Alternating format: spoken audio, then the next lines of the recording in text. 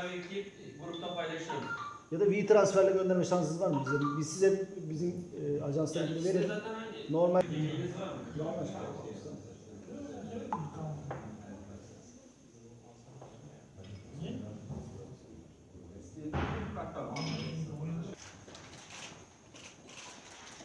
Bugün bu yerde. Erol Bey sen de buyurun. Değerli basın mensupları, hepinizi saygıyla selamlıyorum. Bugün yaptığımız kahvaltılı basın toplantısına hepiniz hoş geldiniz. Ayaklarınıza sağlık.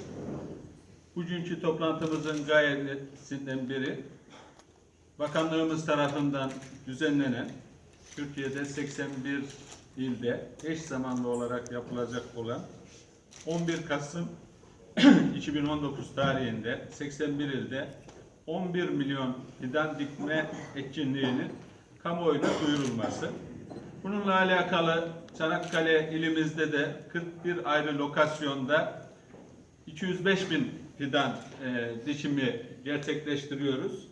Çanakkale il merkezinde de Kemerköy'ünde saat 11 Kasım 2019 tarihinde saat 11'de Sayın Valimizin katılımıyla bir dikim etkinliği yapılacak. Sizlerin aracılığıyla tüm Çanakkale'li hemşehrilerimizi bu dikim etkinliğine davet ediyoruz. Değerli basın mensupları, 2019 yılında Çanakkale ilinde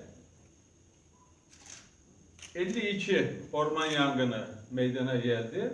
Bu yangınlarda 222 hektarlık orman alanı zarar gördü.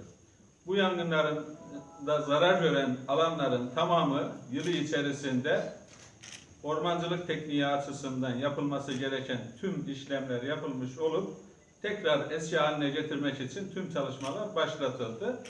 Bu yanan sahaların imara açılması, kamuoyunda böyle bir algı da var. Biz özellikle bu algının kırılması noktasında sizlerin de desteğini bekliyoruz.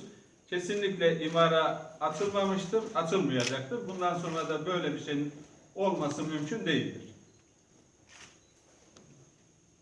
Efendim? Soru var mı?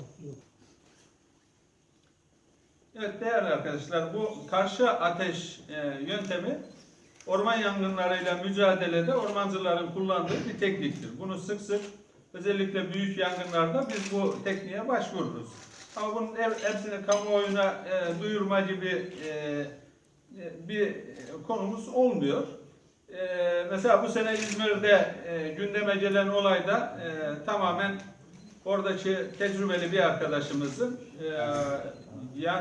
büyük yangını önleme noktasında yapmış olduğu bir çalışmaydı.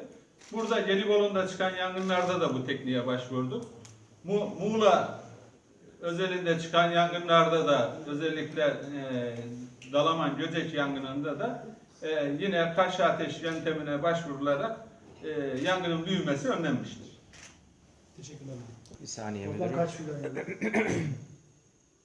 Evet müdürüm buyurun. Evet.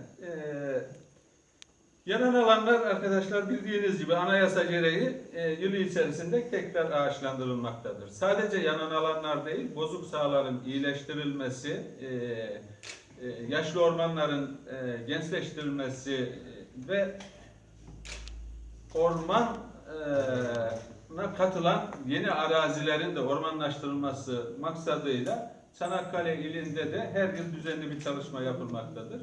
Çanakkale'de bulunan fidanlığımızda yılda 3 milyon fidan üretilip bunun 2,5 milyonu her yıl Çanakkale'de dikilmektedir.